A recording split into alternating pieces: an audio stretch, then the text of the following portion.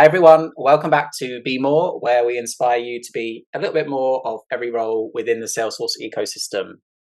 For today's episode, we are talking Be More Sales Executive.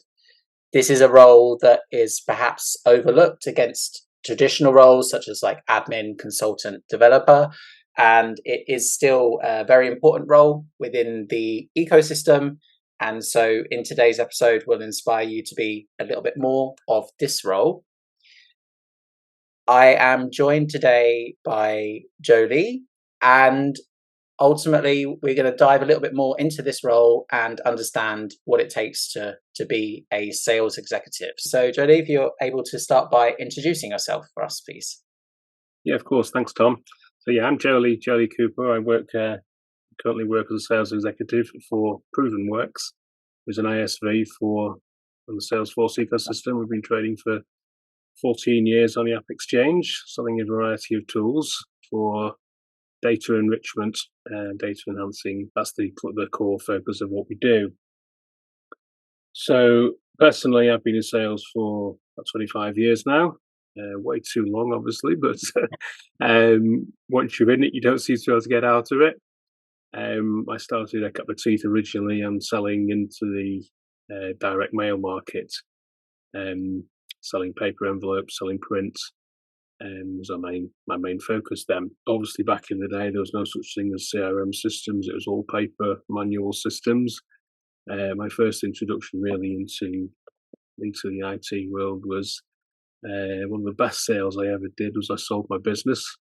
I sold it to a company who were in the process of implementing their first ERP system, and having a really reasonably techie head on me, I got landed with a role of managing the implementation and then running all of the IT system for the company, as well as supposedly running the sales as well. Which was an interesting time. It was an interesting time. I spent a lot of time then. The system that they'd chosen and implemented was not great. I spent a lot of time on financial reporting. I basically had to teach myself SQL to draw data out of the Linux-based system and then running reporting through crystal reporting. So it was interesting, a steep learning curve for me, but gave me a very good background in the tech side of things. So when I landed this job, they were very surprised to see somebody looking for a sales role that's got SQL, basic SQL understanding. So it's all things work together for good. All comes together at the end. But that's where I've come from. But as a person, I'm a very passionate, very driven person. If I believe in something, if I want to do something, I will do it, and I'll do it 100%, 110%. I'll give it everything I've got, and don't seem to be able to sort of just dip my toe in the water with things. I tend to launch into it, and I push boundaries. What can be achieved, what we can do. Obviously, no isn't an answer I accept.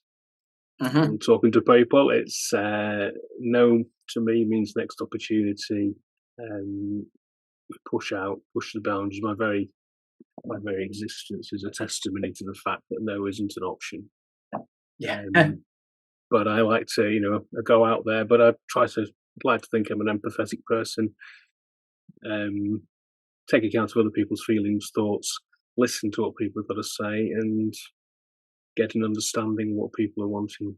For those that perhaps don't understand the day-to-day kind of ins and outs of what a sales executive might be expected to do, are you able to break that down for us? Day in, day out, I do sales. Yeah. And it's a question of, there's two elements to sales. One is hunting for them, and the other is farming incoming leads. So we've got incoming leads coming into the business. We've got to be reactive, timely updates. Obviously, they're asking questions. People are asking questions, wanting information. So I'm sitting there providing information.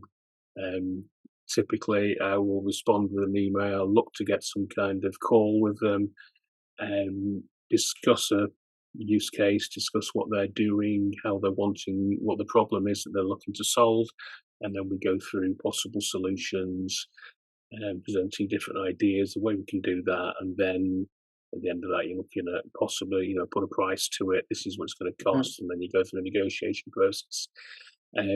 That's on the sort of reactive side.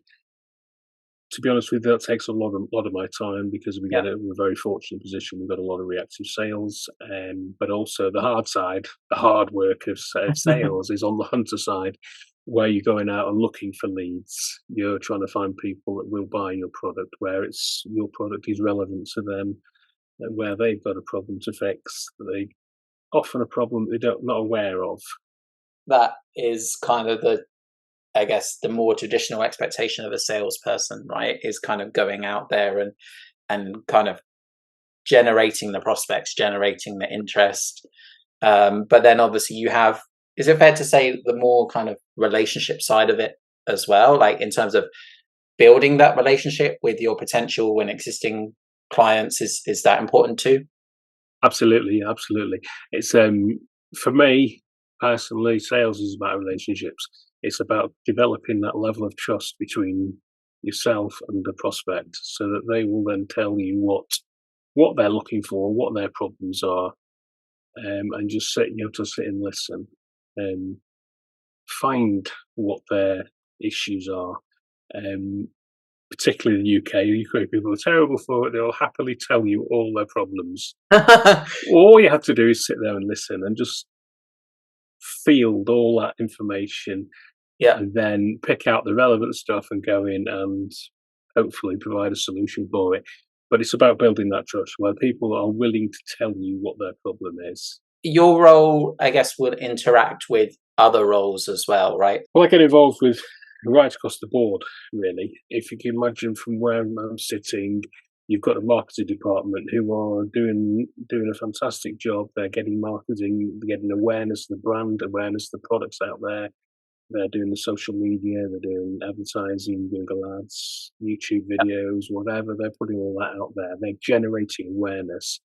And they're getting a lot of information, where to go, what to do, from feedback from sales.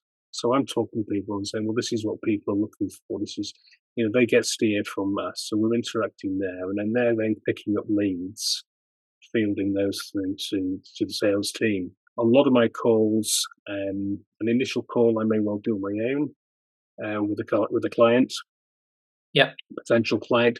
But then a second call, almost always, I'd have a solution engineer on the phone with me, someone that knows the technical detail of the product.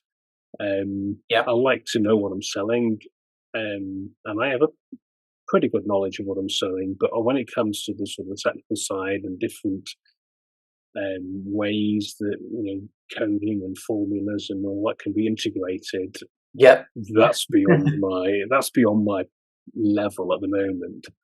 So I'd always have a technical person on the phone to do that. So I'm interacting very closely with those. I get a lot of technical questions coming in. Can your product do this? Does it do this? How do we do this?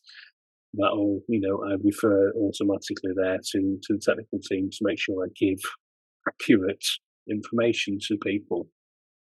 And then obviously at the close of a sale, I'm then interacting with the finance and accounts team, making sure that all the information is there in order so that they've then got enough information to process an invoice, raise invoices, but then also for them to set up for renewals of licensing and things like that. I'll be interacting obviously with my management team because they'll be wanting reporting and where we're doing, what sort of levels are you hitting targets? Are you reaching this level? Is there any problems? Do I need to escalate questions to the management team or anything like that? Pretty much across the board of the business, we interact with all of them to a greater or lesser degree.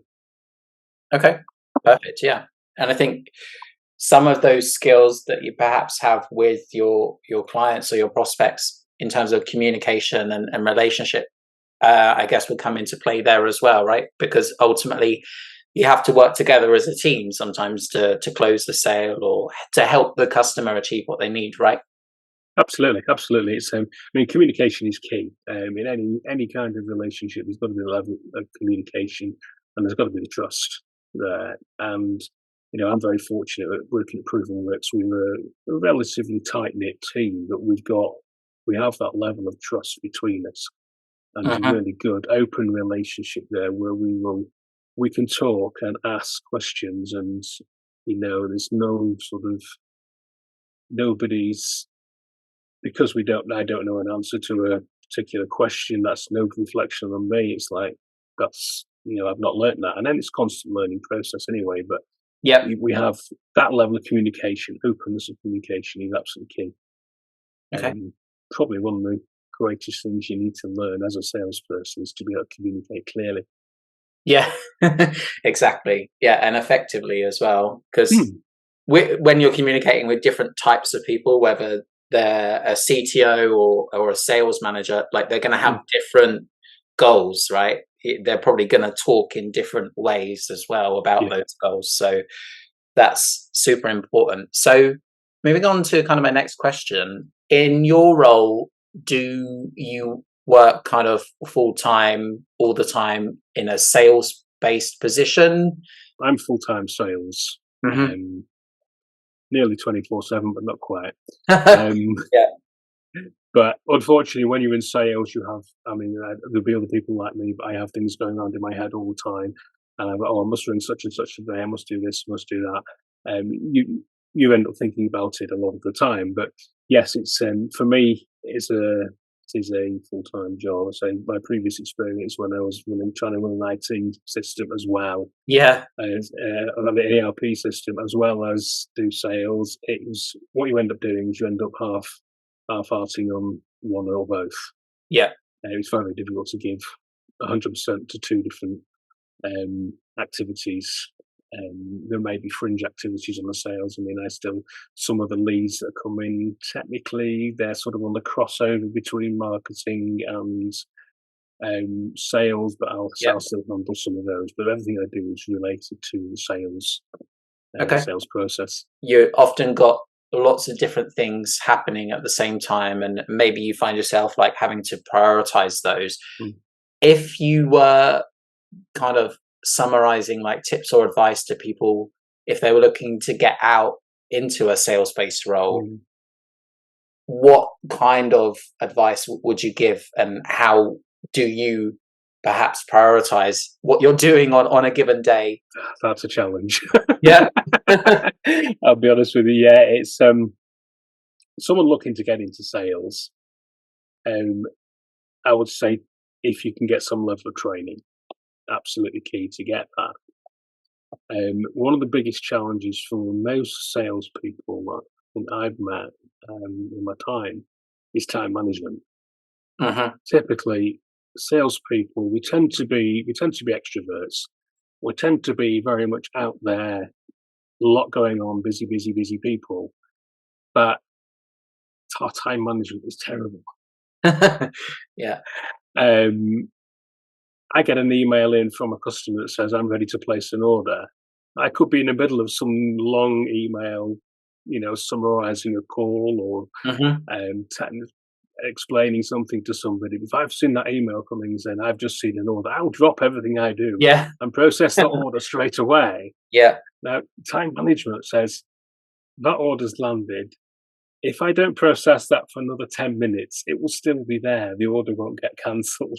Hmm. Yeah. Um, it's in the Salesforce ecosystem, the sales process is quite a long process generally. So we're looking, it could be months or even into years on a sales Yeah. process from inception to right through to delivery. I've been in roles before where your sales process might be 10 minutes or 15 minutes. So Hmm. that's Yeah. much more reactive.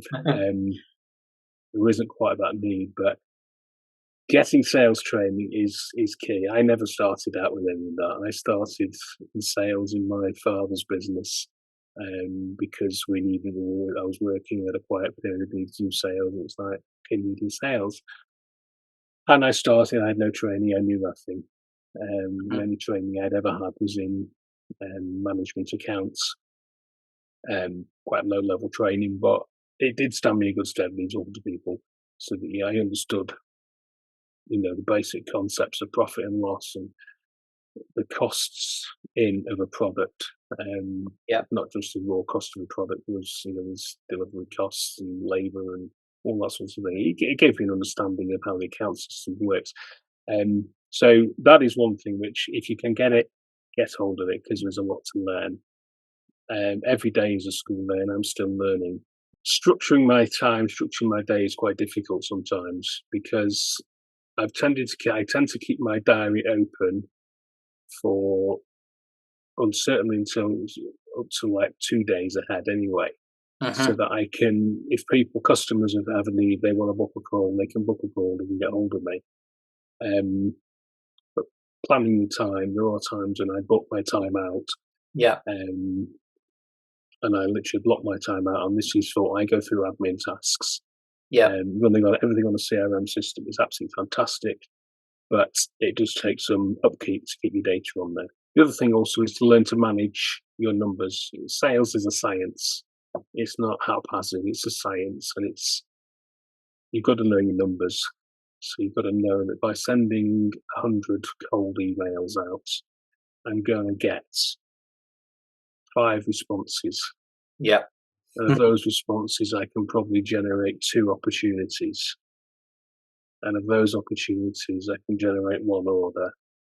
So therefore, you can set your stall out. I know what my average order value is, and you manage your numbers. This is my average order value. So therefore, I need to send out, in a week, I need to send out 200 emails to get 2 opportunities to deliver an average order value of, say, £2,000, and what I'll do £4,000 that week. It's a question of managing your numbers. That comes from experience. You learn that. Every industry, every sector you work in is different, depending on what you're selling and where you're selling to. But finding numbers and managing them is a key thing to learn. Kind of leaning on your experiences a little bit again in this next question, but if you were to start out again, have the opportunity to do things perhaps in a different way, is there anything immediately that kind of stands out and you say, well, actually, I would do this differently or that differently? That's a very difficult question, because yes, I could look back and say, well, if I'd started with training, if I'd been shown the ropes better what to do, things would have been different. However, the experiences I've been through in life have made me who I am. Yeah. So jumping on a phone call, I would have been 20, early 20s, and starting to make sales calls, knowing I knew what I was selling, I knew the product, but I knew nothing about selling. Yeah. And the pitfalls and things I fell into, the holes I climbed down and had to extricate myself from, they gave me the strength and resilience. People are going to say no to you all the time. And you have to get used to that. Yeah. But some kind of training some training I've had, subsequently had training, some training, been to various seminars, things like that, books, watch, podcast videos and all that sort of thing. That's all been really useful, and you can learn a lot from that as well. But I'm a great believer in training on the job anyway. Earn while you learn is one of my big mottos. I think that there's an element of that, I guess, kind of in every role in the ecosystem. Like if you hadn't had the experiences you have had and climbed down those holes that you've fallen into before, you wouldn't be working now in a way that avoids doing that again, Watch out for those gotchas. Yeah, one of the things I would say is that it has changed. It's definitely changed over the last 20 years. Is that when I started selling, there was no internet, so there's no information available to people. People only had information that they had at their fingertips. Yeah. So they would listen to what you'd say, but they could never compare what you were selling to what somebody else was selling. So it came down to price, and there was a lot more price. Now you still get that price. That's the normal reaction for people. They don't want to talk to you. It's too expensive. Mm-hmm. What I focus on now is the value proposition. There's so much information out there. Any product I go out there and try and sell, somebody else is selling something similar. Yeah. You're no longer constricted to buying it from within a 50-mile radius of where you're working. You've got access through the internet to anywhere in the world to buy whatever you want. Mm-hmm. There will be people that have left reviews on products, on your services, and all. There's so much information out there. Yep. So what's making the difference now, and salespeople probably need to understand this more, is the value proposition you put into people. Rather than selling, one of the products we sell now is a address verification tool. Mm-hmm. Now, say for instance, this costs £2,500. Yeah. Right? So if I go and sell to somebody, this is a tool that verifies all the addresses, £2,500. That's a lot of money. Put it as a value proposition to them and say, well, you're a business turning over £5 million. You've got an average order value of £200. That's giving you 25,000 deliveries every year. 1 in 20, the statistics are 1 in 20 deliveries goes to a bad address. And every delivery, failed delivery, costs on average about £15. Yeah. So 25,000 deliveries a year, 1 in 20 going to bad deliveries, so that's 1,250 deliveries a year, are costing you £15 extra. That's £18,000, just over £18,000. So if I go to a customer, here's a solution that's going to save you £16,000 a year. Yeah. Immediately they're interested. This is delivering value to our customer. Yeah. Exactly. So don't talk price, talk value. Yeah. Okay. I think that's great advice.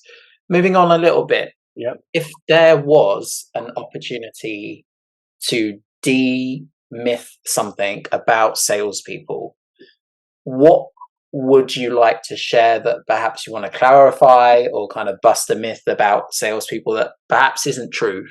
I don't know. It's a difficult one because people, when they think of salespeople, we're thinking of the used car sales guy, the photocopier sales. That they've all been along. They've all stitched us up. They sold us a product that we didn't need, that didn't work, that was completely inadequate for the job. I think one of the things to realise is that there are a lot of people out there who are delivering solutions. And, a good salesperson will deliver a solution to them. I've always been very much solution focused on my approach so that I don't go in and make a quick buck out of people. There's so much information out there. We can't get away with making a quick buck. But it's a question about delivering a solution to a customer. If the customer can see that you're interested in them and what you offer to them, they're going to get that connection. People buy from people. Yeah.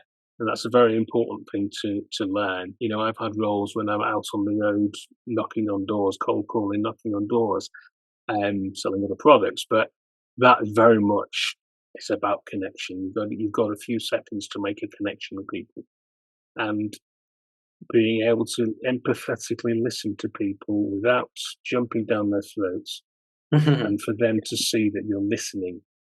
The most important, I've said this so many times, is the most important tool any salesperson has got is their 2 ears. Yeah. It's not their mouth. Yeah. People say to me, oh, you must be able to sell because you can talk. No.